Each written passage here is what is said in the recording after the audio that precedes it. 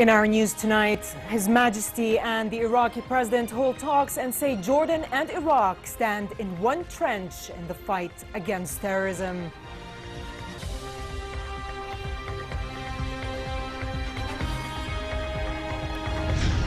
The Minister of Planning says the World Economic Forum that will convene at the Dead Sea will help boost the economies of Jordan and the region. And the U.S. president decries the investigation into alleged Russian interference in U.S. elections.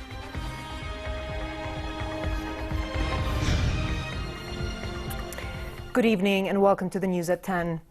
His Majesty the King held talks with Iraqi President Fuad Ma'soum on Jordanian-Iraqi ties, the situation in Iraq and current regional developments. During a one-on-one meeting that was followed by expanded talks, the two sides agreed to cement the already strong ties in political, economic and security fields. They said joint committees should be boosted to achieve tangible results in economic cooperation. The King and Ma'soum said Jordan and Iraq stood in one trench in the fight against terrorism. Jordan, the King said, has an interest in a united, stable and prosperous Iraq as a key pillar of regional security and stability. The two leaders stressed the need to secure border crossings and the international highway linking Jordan and Iraq, and to expedite a project to build an oil and gas pipeline from the Iraqi city of Basra to the Jordanian port of Aqaba. The Iraqi leader stressed the strategic importance of the pipeline for both countries and said work is underway to reopen the international highway as an Iraqi priority. The leaders also reviewed the progress Iraqi forces made in fighting Daesh terrorist group and Iraq's efforts to achieve reconciliation in the country. The two sides said efforts should be ramped up both regionally and internationally to fight terrorism, and that all concerned parties should continue coordination within a holistic strategy. The Iraqi president urged Arab countries to stand by Iraq and thanked Jordan for its support to help his country preserve its unity and stability and fight terror groups. Arriving at Al Husseiniya Palace for the talks, the Iraqi leader was given an official welcoming ceremony led by His Majesty.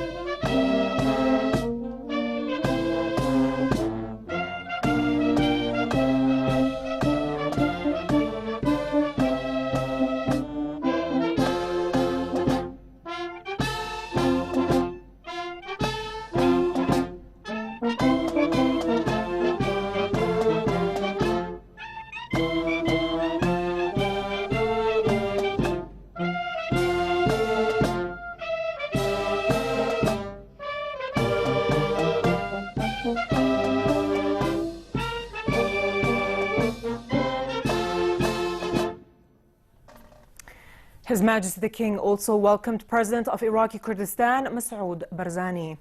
Barzani arrived earlier in the day to take part in the World Economic Forum, which will open at the Dead Sea. The King and Barzani discussed means to boost cooperation between Jordan and Iraqi Kurdistan, mainly in the economic and investment fields. King Abdullah said Jordan backs efforts to achieve Iraq's stability and reconciliation among all its people. The meeting also dealt with developments in Iraq and stressed support for efforts to defeat Daesh terrorist group. Barzani thanked the King for his support to Iraq and said he looked for further cooperation with Jordan in various fields. The potential of creative industries and the impact of technological innovations will be high on the agenda at the World Economic Forum on the Middle East and North Africa, opening at the Dead Sea. Other key issues on the agenda are boosting trade among Arab states and creating jobs for youth. Here's more. Jordan is hosting the World Economic Forum on the Middle East and North Africa for the 9th time since the kingdom first hosted the global gathering in 2003. The event, which officially opens at the Dead Sea on Saturday and runs until Sunday, is being held in cooperation with the King Abdullah II Fund for Development. Under the theme Enabling a Generational Transformation, participants will discuss building inclusive economies, enabling collaborating innovation, empowering youth, and supporting humanitarian efforts and diplomatic dialogue. Minister of Planning and International Cooperation, Imad Fakhouri, told the press conference that the forum will focus on encouraging the youth, who are the future of our country, towards creativity and entrepreneurship. Fakhouri said more than 1,000 business and political leaders and representatives from civil society, international organizations, youth, and the media from over 50 countries will participate.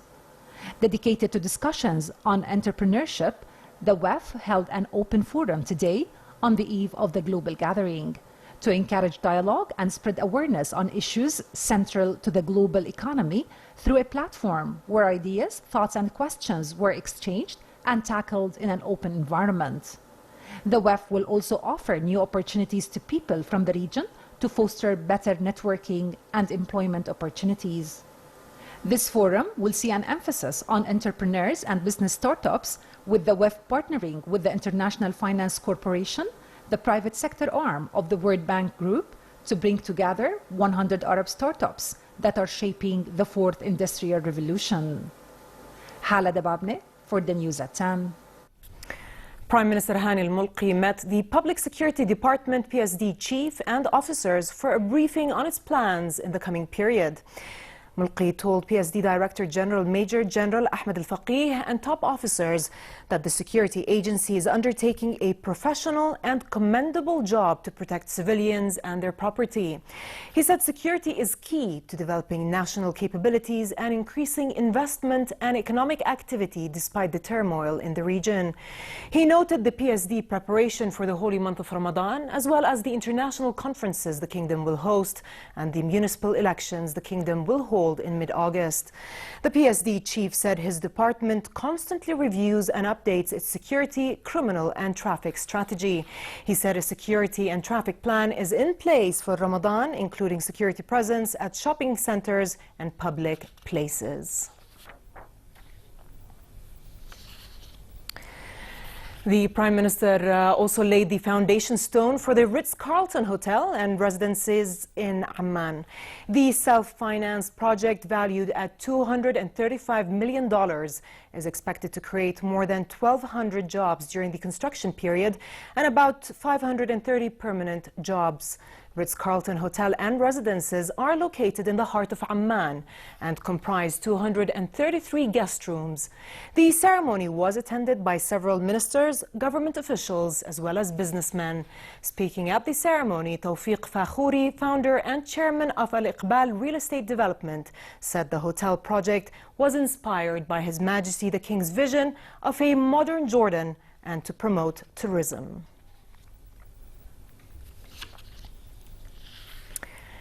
There was no hint of tangible progress towards a deal as Syrian peace talks continued in Geneva.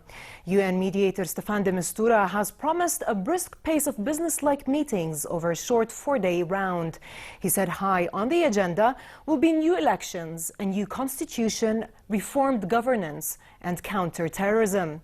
The envoy has proposed setting up what he called a consultative mechanism, which he would head to avoid a power vacuum in Syria before a new constitution is in place. As talks continued, Syrian government forces launched missile strikes on the rebel-held area of Manshia district of Dar'a. Military forces fired long-range missiles with plumes of smoke seen rising from the southern Syrian city following the strikes. The Syrian Observatory for Human Rights said the city has witnessed the heaviest clashes, with more than 50 air and ground strikes targeting its neighborhoods in recent days. US-backed Iraqi forces pushed deeper into Mosul's frontline districts, the last pockets of the city still controlled by Daesh terrorists. Still trapped in a shrinking area with no way out, Daesh militants continue to hit back with a barrage of suicide car bombs and snipers hidden among hundreds of thousands of civilians they are effectively holding hostage. According to military commanders, the Iraqi government is pushing to declare victory by the holy month of Ramadan, which begins later this month, even if pockets of resistance remain in the old city.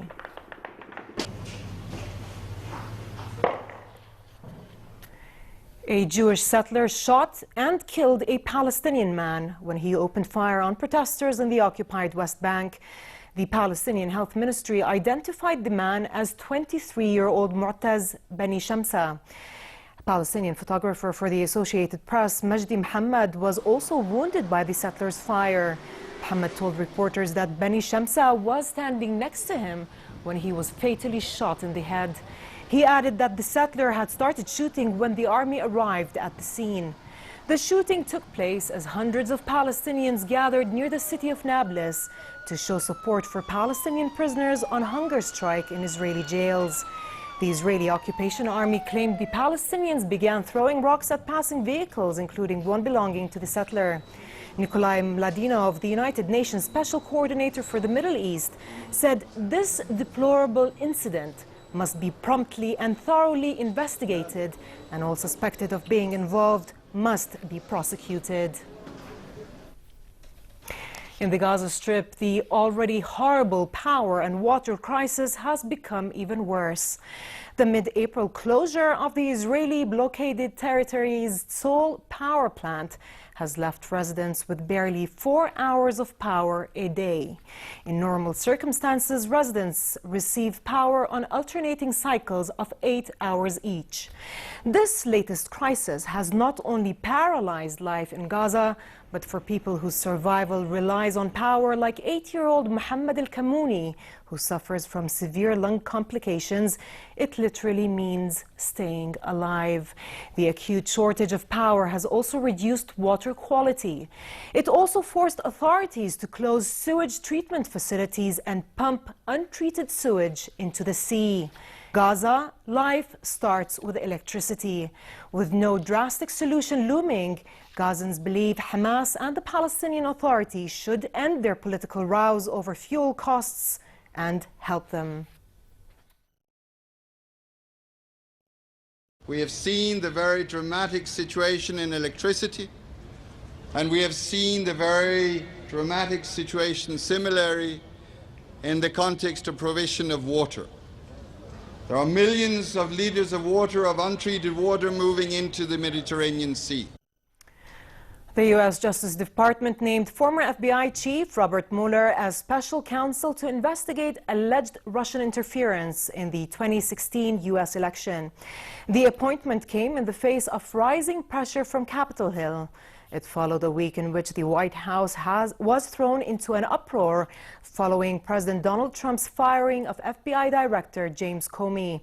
Democrats and some of the president's fellow Republicans had demanded an independent probe. In a statement after the Justice Department's announcement, Trump said he looked forward to a quick resolution of the matter. However, in a tweet today, Trump called the probe the greatest witch hunt.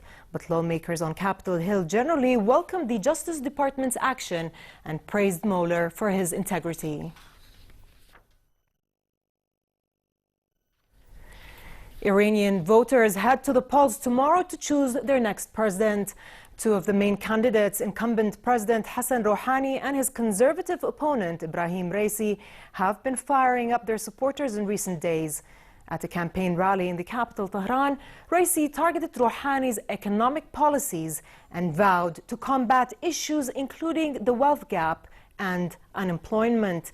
On the other hand, President Rouhani, who oversaw the Iran nuclear deal after taking office in 2013, tackled stabilizing the economy and lowering inflation. A recently published opinion poll showed that out of the 4 remaining candidates in the race, the final 2 will be Rouhani and Raisi. The poll shows Rouhani will get 48% of the vote, while Raisi will win 39%.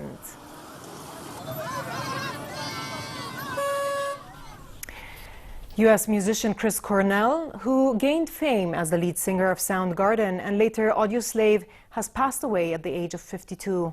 His sudden death came after a concert in Detroit last night. Seattle-born Cornell won 2 Grammy Awards in 1994 with rock band Soundgarden.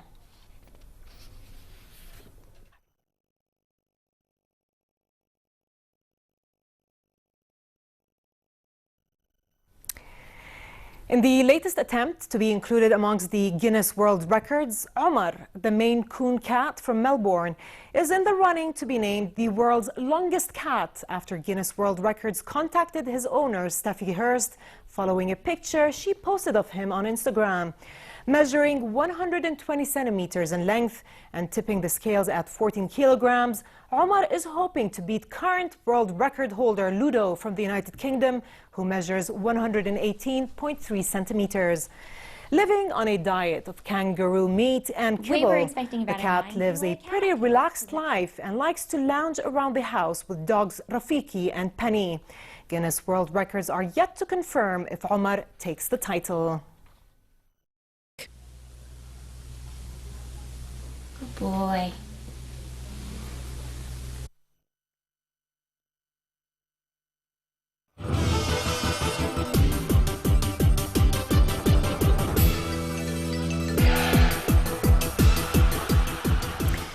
Hyundai's Danny Sordo edged out World Rally Championship leader Sebastián Ogier of France in the shakedown for the Rally Portugal. The Spanish driver was just a tenth of a second quicker than his French rival around the 4.61-kilometer Baltar test circuit. Finland's Jari-Matti Latvala was a further tenth of a second behind in third.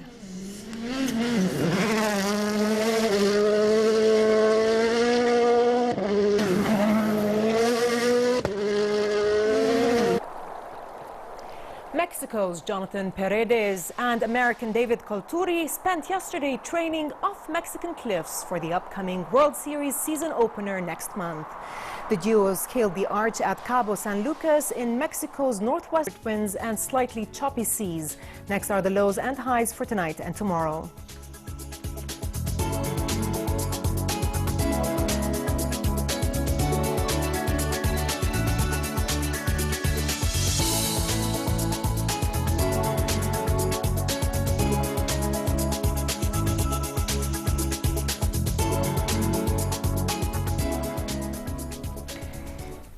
A reminder of our top stories before we end the news. His Majesty and the Iraqi president hold talks and say Jordan and Iraq stand in one trench in the fight against terrorism.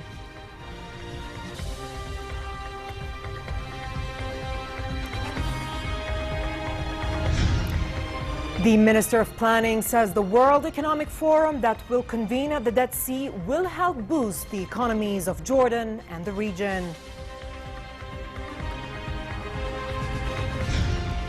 And the U.S. president decries the investigation into alleged Russian interference in U.S. elections. We've reached the end of tonight's news. I'm Dana Abusham. Thanks for watching and have a good night.